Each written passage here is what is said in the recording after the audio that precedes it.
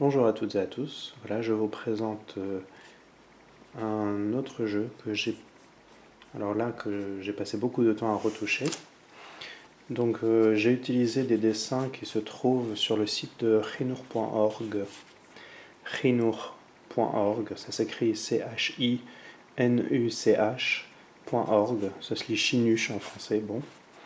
Et j'ai remplacé les traductions que eux donnent en anglais, je les ai remplacées par du français, pour permettre aux enfants de manipuler les 39 melachot de Shabbat.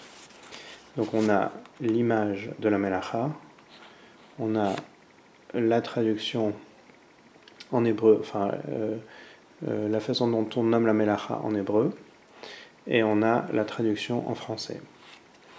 L'idée, c'est que les enfants disent ce qu'ils voient, qu'ils puissent lire éventuellement ce qu'il y a écrit en dessous, et ensuite, l'idée, c'est de mettre le doigt dessus et de demander qu'est-ce qu'il fait. Et donc là, on voit qu'il efface, donc on peut dire que c'est la melacha d'effacer. Et comme on dit en hébreu, si l'enfant sait, tant mieux, sinon on peut un petit peu découvrir en dessous, ou bien on peut carrément lui montrer, et puis avec le temps, il va s'habituer. Je l'ai déjà testé, ça marche très bien. Les enfants connaissent les melachot mieux que moi. Je l'ai imprimé sur du papier à dessin un peu granuleux.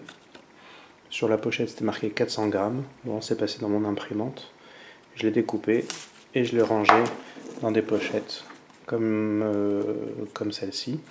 Donc ce sont des pochettes pour ranger les cartes Pokémon, mais elles sont assez grandes et donc ça fait comme des cartes à jouer et ça permet... alors les différentes couleurs ici, c'est parce que tout simplement j'ai pris une pochette de papier à dessin dans laquelle il y avait différentes couleurs, mais je prévois de le refaire entièrement sur fond blanc et de mettre un liseré autour avec des couleurs pour catégoriser les melachot qui ont un rapport avec la terre et les melachot qui ont un rapport avec la nourriture, les melachot ainsi de suite, les catégoriser pour que les enfants puissent se repérer facilement. Voilà, à bientôt.